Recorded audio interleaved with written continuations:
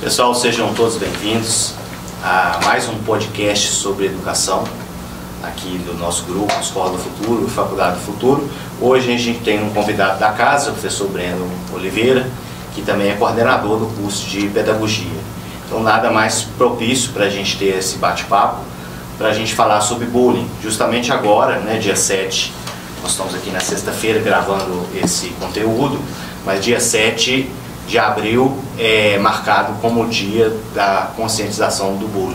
É claro que essa conscientização não é para acontecer somente no dia 7, mas é o dia em que a gente marca para poder lembrar e mostrar que isso é coisa séria, que é um assunto complexo e a gente precisa debater e discutir isso com a sociedade, é a nossa proposta aqui. Então, você ficou sabendo dessa série na Netflix, da adolescência, a repercussão que teve? Fiquei, e primeiramente eu queria agradecer a oportunidade aí, né, de poder trazer a voz da pedagogia a respeito desse tema que é tão importante. Essa série ela deu o que falar, né, Guilherme, sim, porque ela traz alguns códigos. Você como um profissional das letras, né, o código que às vezes nós, que somos mais velhos um pouco, não transitamos. Até mesmo códigos simbólicos, né, os ícones, os emojis, a percepção, a interpretação. Então esse ponto que você tocou é um ponto assim, vital, porque essa série, para mim, que eu mais consegui depreender ali daquele monte de termos e mesmo de uma outra mecânica, né? Se você parar para pensar no ponto de vista de uma comunicação, que ela não é só o emissor, receptor, mas ela é complexa, você fica até assim, eu preciso me atualizar. Eu acho que ela tira todo mundo do lugar, uma série de fatores, porque como educadores a gente precisa saber o que o nosso aluno está fazendo. Acho que esse é o efeito que ela tem causado. Muita gente está assistindo e ficando chocada e assim, tá batendo recordes de audiência, porque independente se é pai, se é professor, igual eu como diretor de escola, mas também sou pai, sou professor, a gente pensa, porque a série ela traz uma série de questões importantes e muito bem trabalhada, né? Não vamos entrar aqui no mérito da questão cinematográfica, de abordagem, plano de sequência, um monte de coisas legais que tem, mas o tema foi muito bem trabalhado. E se você que nos escuta pesquisar, o ator principal que também contribuiu na direção do filme, da série, né? São 4 capítulos, ele começou a ficar impressionado com que estava acontecendo crimes na Inglaterra, de meninos estarem assassinando meninas. E ele começou a pesquisar isso e além, o que aparentemente parecia meros casos de feminicídio, na verdade eram fenômenos mais complexos, né? Não que o feminicídio não seja complexo, mas eu quero dizer assim, eram fenômenos que envolviam mais coisas do que simplesmente o caso de ser... mais qualificado esse feminicídio, né? Agravantes. E aí a gente foca, e o que chama atenção, e eu quero falar isso com o público logo de cara aqui para a gente debater, sim, o que os pais hoje podem fazer para que os filhos deles corram menos riscos. Porque fica claro, e é uma coisa que a gente já sabe, mas a série deixa isso muito claro, que muitas vezes a gente pensa assim, meu filho é tão bonzinho, ele fica lá no quarto quietinho, e você cria uma ilusão que está tudo bem, que ele não está lá fora correndo risco. Exato. Ele não está andando de bicicleta, corre o risco de ser atropelado, ou pulando um muro e cair e quebrar uma perna. Mas dentro de casa, a gente tem muitos riscos, e é sobre isso que a gente queria falar aqui também. E que tipo de risco é esse, e que tipo de risco acontece com um menino tendo acesso a um celular sem supervisão. Sim. Guilherme, a sua fala, assim, eu estou processando as suas provocações, assim, cara, a sua fala ela traz muitos pontos aqui que eu acho que precisam ser refletidos, né? É muito importante esse diálogo. Você que nos assiste, você que está acompanhando esse podcast, que é pai, que é mãe, eu vou ponderar, né, alguns aspectos principais aqui. primeiro deles é a minha, se você está assistindo aí, meu aluno, minha aluna de pedagogia, a minha primeira aula sempre fala o seguinte, Guilherme: a infância, e aí leia-se a adolescência também, é um solo que a gente vai pisar por toda a vida. Existem cicatrizes, eu tenho certeza que cada um de vocês que estão nos ouvindo, você tem cicatrizes que foram geradas lá no momento anterior, que até hoje nos limitam ou deterioram de alguma forma a nossa potência. E isso é uma questão que nós, como educadores, como pais, precisamos estar atentos a não cairmos numa lógica de assim: eu sofri bullying, na minha época não existia isso e eu sobrevivi, porque isso é um discurso recorrente nos lares. Eu já ouvi muito, eu já ouvi. Então, assim, sobreviveu, mas cheio de traumas, de limitações, tomando remédio controlado, né, fazendo terapia, e para tratar questões que às vezes se mostram como incuráveis. Então, esse eu sobrevivi. Ou compensando, né, também. Compensando, e às vezes de maneira até inconsciente.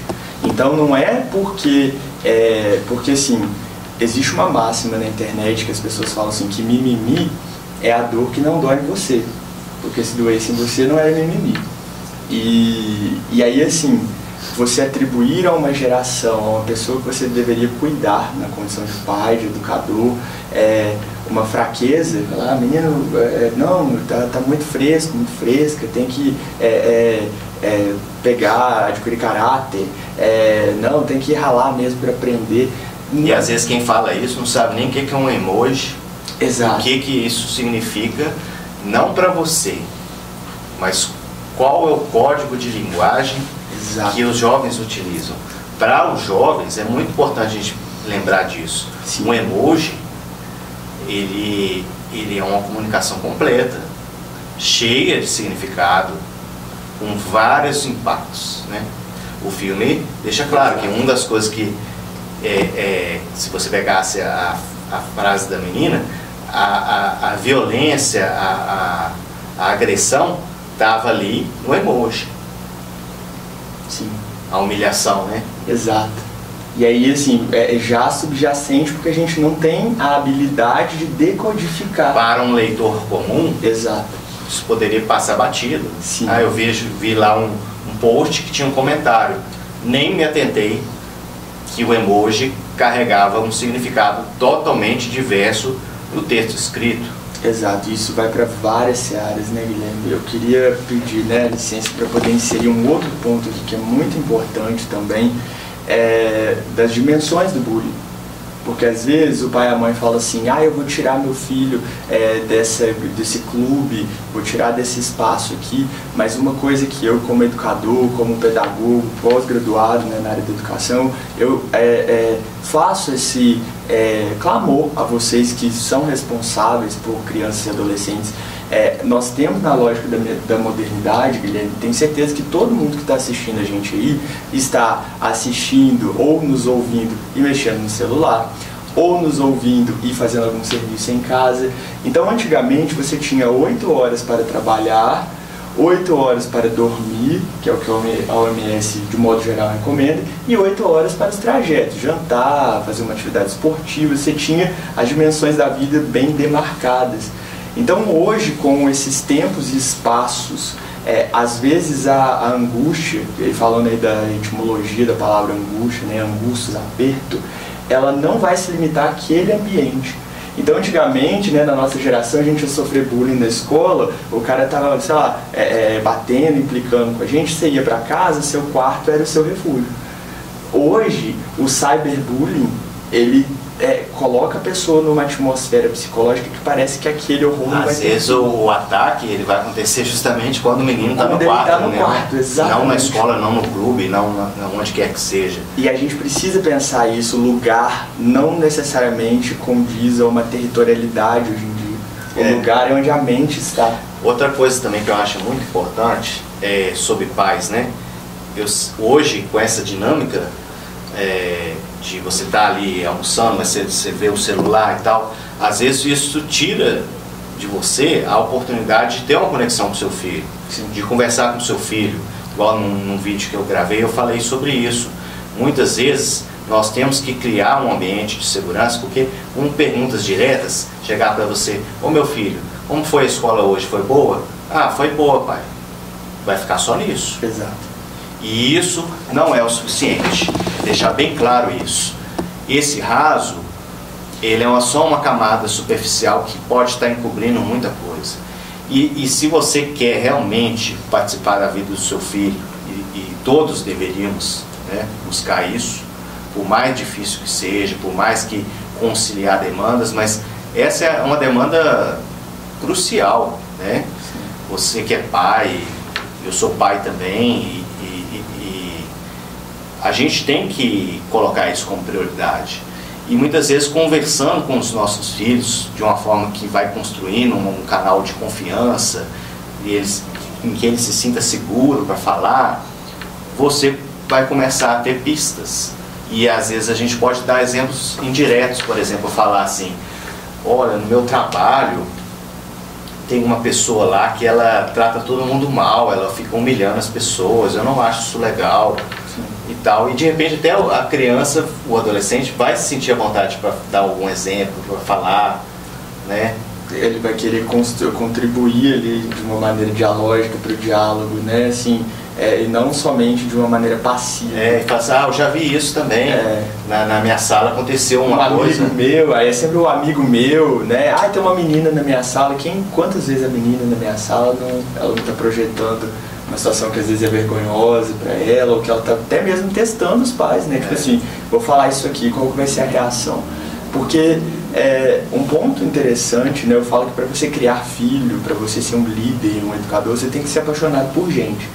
E gente é complexo, muito complexo. Não está escrito na testa qual que é o problema que ela está passando. Exato. Né? E assim, na fase ali da adolescência, né, depois que as crianças se tornam pré-adolescentes e adolescentes, existe uma questão, Guilherme, e a gente pode pegar aí Elis Regina, né, já não somos os mesmos, vivemos como os nossos pais. Depois Renato Russo, né, tipo, você diz que seus pais não te entendem, mas vocês não entendem os seus pais, e por aí vai. Então essa relação parental, ela é histórica.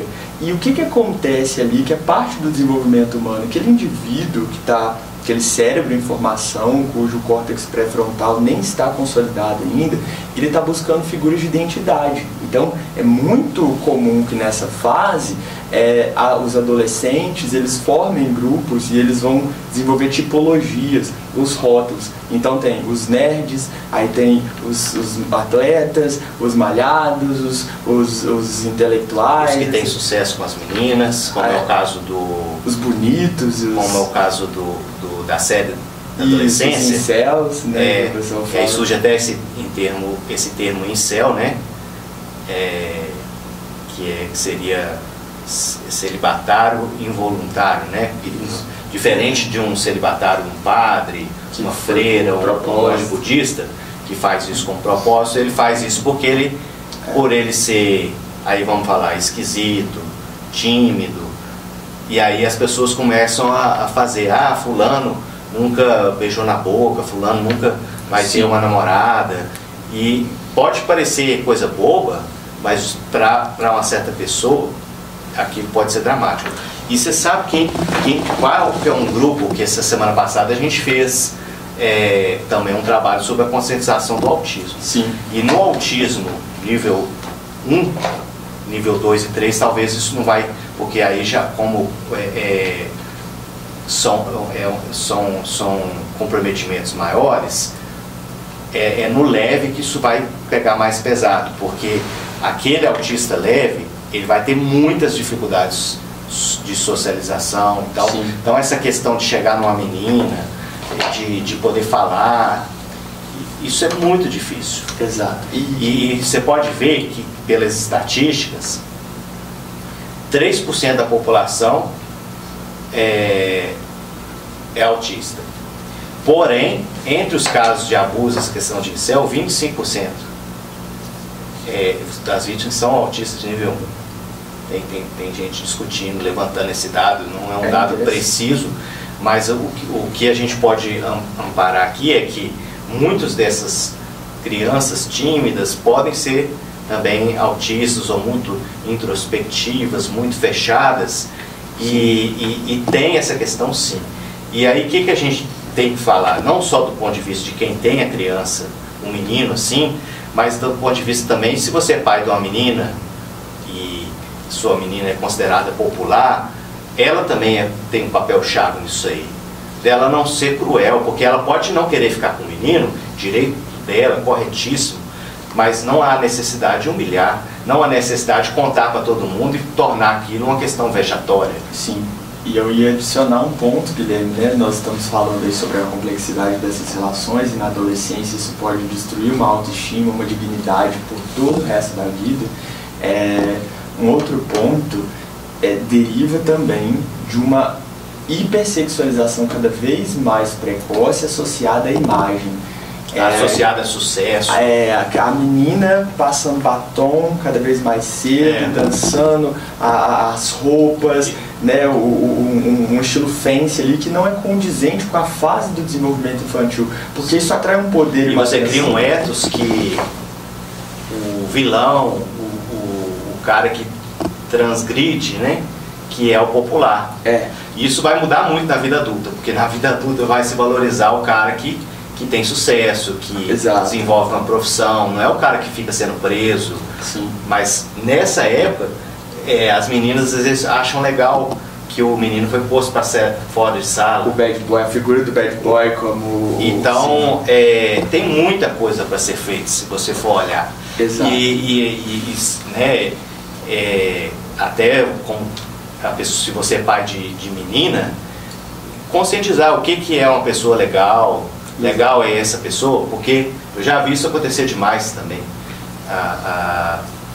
Por ter essa tendência que eu não sei explicar, porque essa atração pelo bad boy, até que ponto muitas meninas não se enfiam no buraco também, né?